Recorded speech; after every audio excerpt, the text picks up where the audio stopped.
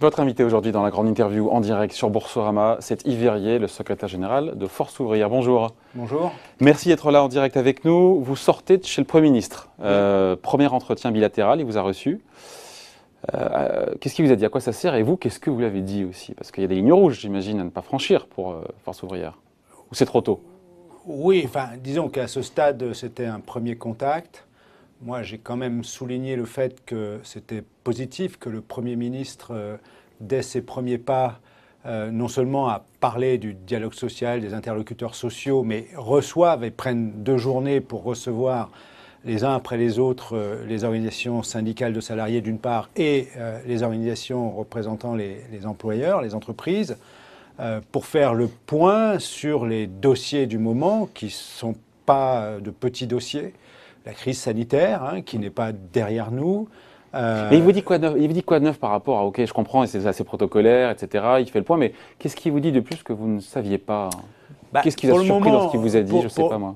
Pour le moment, ce qu'il nous dit de plus, c'est qu'il souhaite examiner avec nous un calendrier, une méthode et faire le tour des dossiers qui lui paraissent devoir être mis sur la table avec tel ou tel paramètre. Mais ça viendra ensuite. Et vous lui dites ce que vous pensez de chaque dossier ou on en reste juste à l'idée, voilà, il y aura un calendrier, ce que vous dites? Bien, il a énoncé les dossiers que tout un chacun connaît à peu près aujourd'hui. Soutien à l'activité, questions sanitaires, relance, et puis la situation de l'assurance chômage, le dossier de la dépendance qui a été lancé. Qu'est-ce que vous avez appris de plus? Le partage de la valeur. Vous avez appris quoi de plus en le voyant, le Premier ministre, là, ce matin?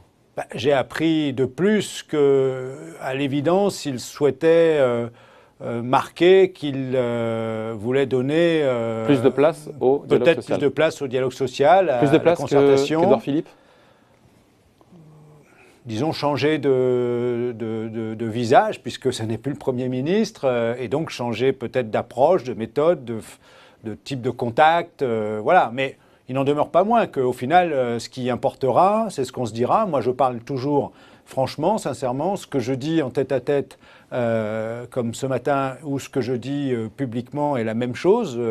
Donc je parle directement. Ce qui m'importe, c'est d'aller au fond des dossiers, de comprendre pourquoi on est d'accord ou pas d'accord. Ce matin, vous n'en étiez pas là.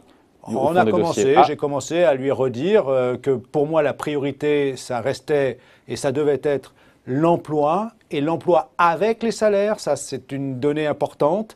Protéger, donner confiance. Si on veut que l'activité reparte, il faut que la population dans son ensemble, mais les salariés en particulier, soient rassurés et confiance. Donc il fallait, par exemple, on va voir ce que ça va donner, mais que pour le 1 million et quelques de personnel de la santé, les négociations sont en train de se boucler ces jours-ci, en ce moment même, eh bien qu'on réussisse à trouver un terrain de compromis sur lequel on sait qu'on redonne confiance au personnel de la santé, parce que si on doit faire face demain à un rebond de l'épidémie, eh bien, il faut qu'il ait une réponse à la hauteur de ce qui étaient leurs attentes. Et puis, il faut donner confiance à l'ensemble des salariés. Aujourd'hui, on a peur pour son emploi et on a peur pour son salaire. Donc, il faut rassurer à la fois parce qu'on fait d'une priorité la préservation de l'emploi et parce que, parallèlement, on fait aussi de la même priorité la préservation du salaire. Vous pensez que vous serez plus écouté, plus entendu avec ce nouveau Premier ministre qu'avec Édouard Philippe? Je ne sais pas. Je ne peux que souhaiter être entendu. Je ne peux pas dire que nous étions... Après ce premier entretien bilatéral. Moi, j'ai alerté le Premier ministre sur le fait que, dans la période passée, s'il y avait des sujets sur lesquels nous avions pu faire passer des alertes et que des réponses avaient été apportées, il y a aussi des moments où le dialogue social, ce n'était pas la conception que j'en avais. C'est-à-dire que je lui ai rappelé que sur certains sujets, on s'était trouvé mis devant le fait accompli, voire parfois, on nous donnait, oui, l'assurance chômage, on nous donnait une information qui avait été dite dans la presse le matin même. Donc, qu'on évite cela quand même, parce que... Il vous a garanti justement que c'était terminé cette époque-là où on apprend via la presse ce que vous auriez dû savoir d'abord? On n'a pas donné ni de garantie, non, mais je pense que sa démarche, elle voulait être celle de l'écoute, On sera d'accord ou pas d'accord, ça c'est autre chose. Parce que les pommes de discorde d'Yverrier, elles sont toujours là. Je veux dire, Oui. on prend sur les retraites. Oui. Refuser de réformer les retraites serait irresponsable. Il l'a dit hier devant le Sénat. Vous vous sentez visé? Ben, moi, je lui ai rappelé que mettre ce dossier aujourd'hui à nouveau à l'ordre du jour, notre position n'a pas changé, nous ne voulons pas. Mais la situation peut-être aussi a changé. Yverrier, vous avez vu le corps. Le corps nous dit que c'est plus 4 milliards d'euros de trous.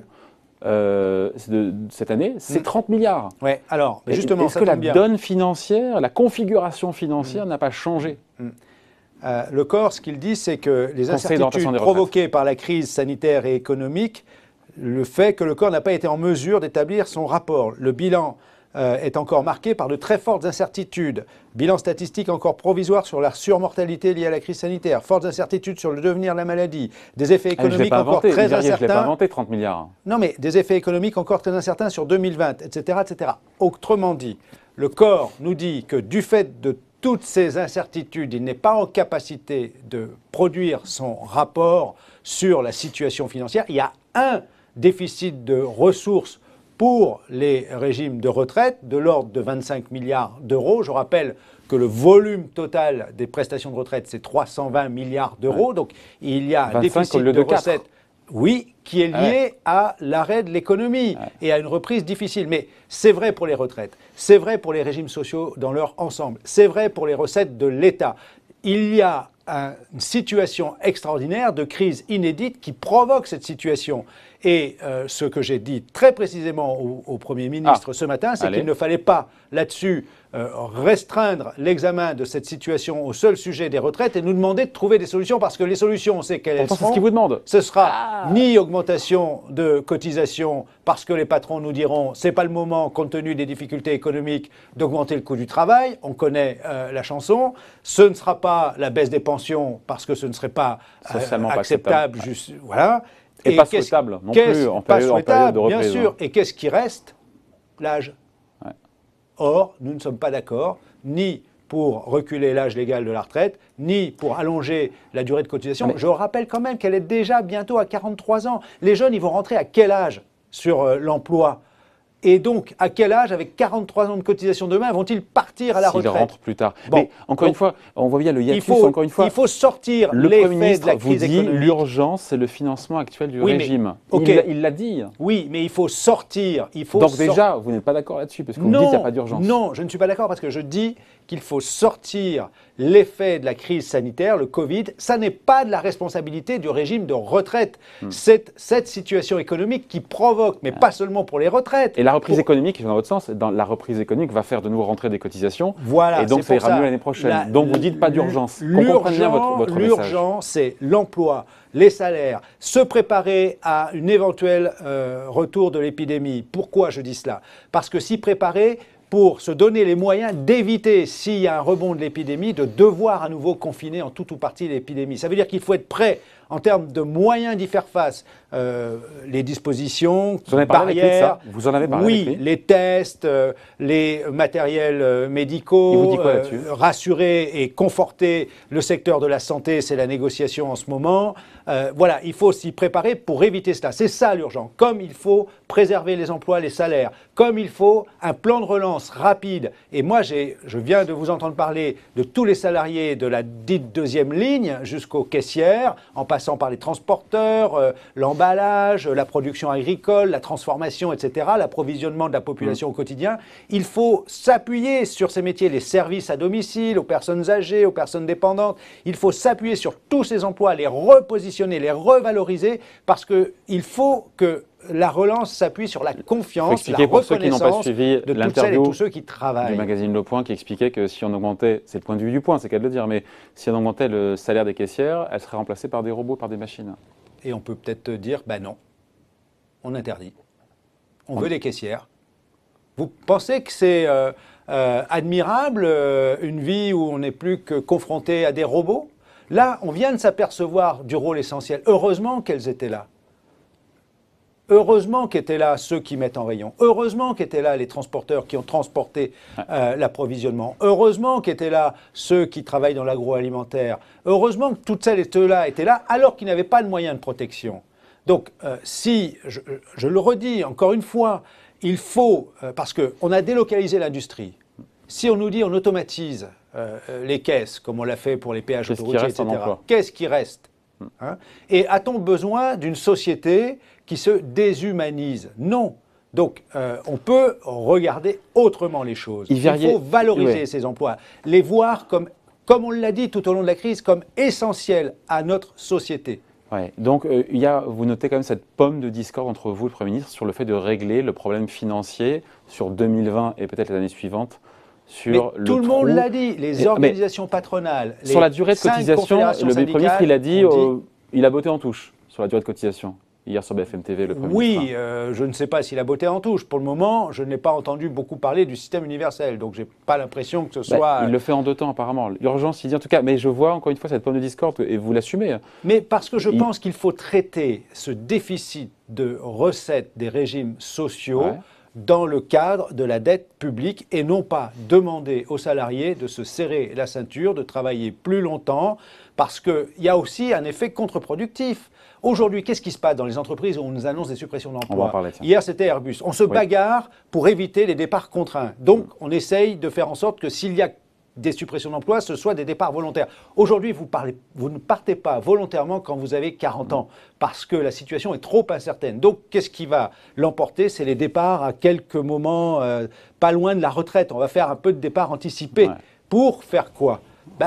Pour faire rentrer les jeunes dans l'emploi. Si à ceux qui ont aujourd'hui 62 ans, c'est l'âge légal, voire 63 ans, ceux qui sont encore en activité à 63 ans parce qu'ils n'ont pas encore le taux plein, ou 64 ans. Si on leur dit, vous allez continuer de travailler parce qu'il faut qu'on fasse des économies sur les dépenses du système de retraite, les jeunes, ils vont rentrer d'autant plus tard en emploi, s'ils arrivent à y rentrer.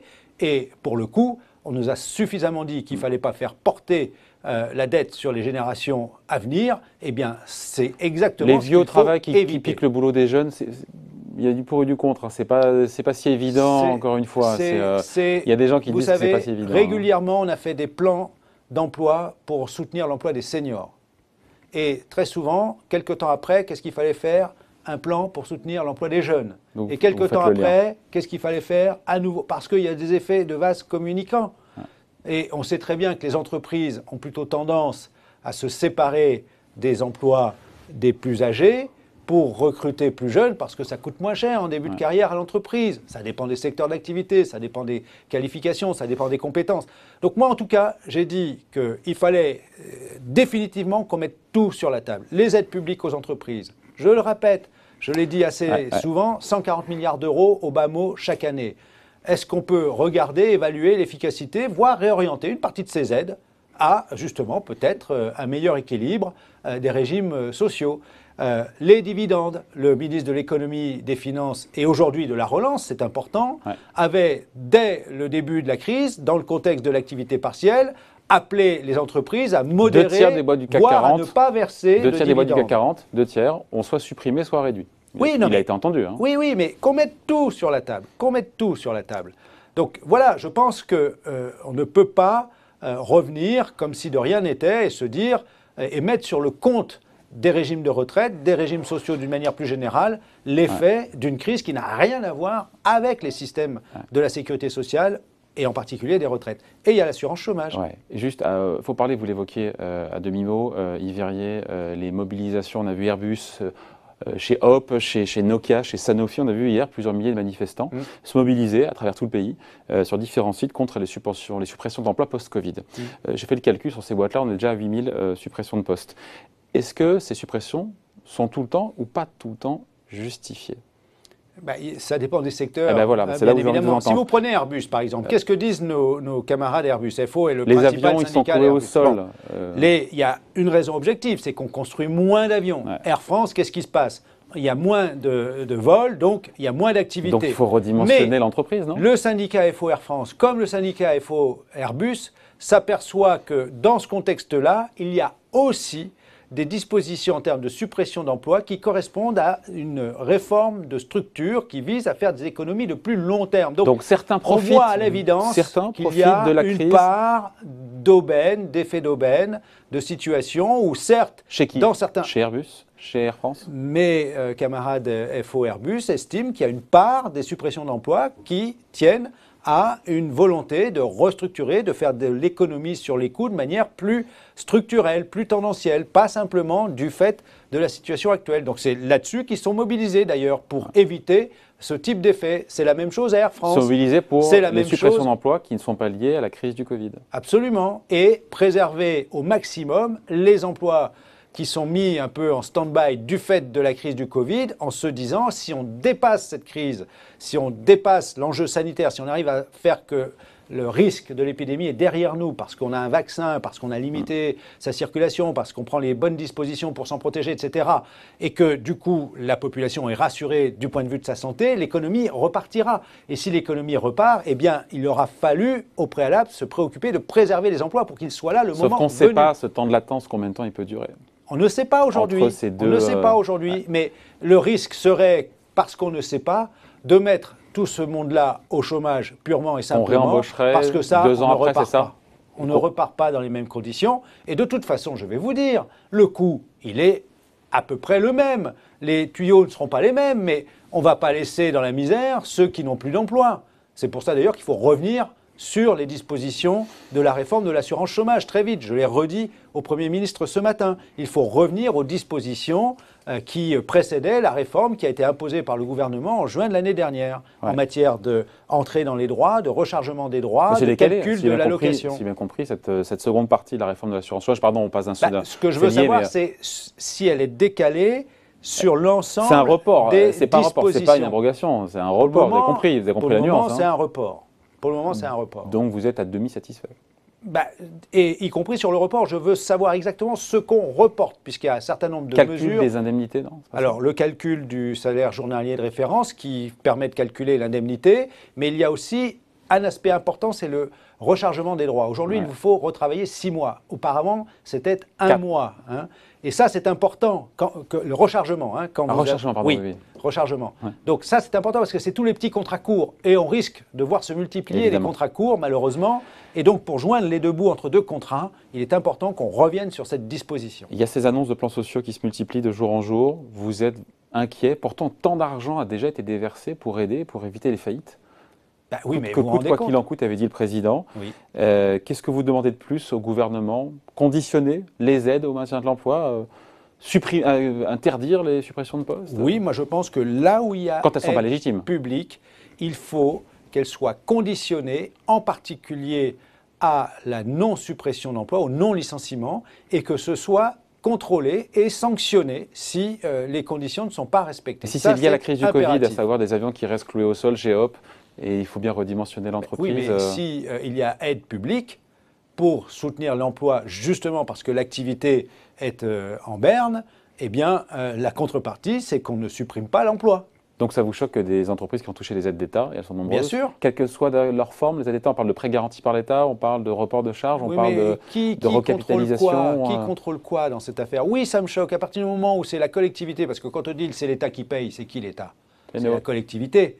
Donc à partir du moment où c'est la collectivité qui prend en charge parce qu'il y a un enjeu social important, eh bien la condition doit être que l'entreprise concernée respecte les conditions qui sont mises à l'aide qui lui est apportée, bien évidemment. En même temps, sur le cas de Nokia, sur les 1233 emplois qui pour l'instant devraient être supprimés, le gouvernement, via la ministre chargée de l'Industrie, Agnès Pannier-Runacher, dit en l'état, c'est inacceptable. Oui, c'est absolument inacceptable à deux titres. Bien évidemment, c'est inacceptable parce que là, on voit bien qu'il y a un effet d'aubaine. Et deux, c'est risqué du point de vue de la perte parce que c'est beaucoup d'emplois, recherche et développement. Donc on risque de perdre de la capacité sur les technologies de communication. Des emplois haut de gamme, des emplois c'est des emplois dont on a besoin pour se projeter dans l'avenir en termes de positionnement de l'industrie française ou produite en France, en tout cas, sur ces aspects.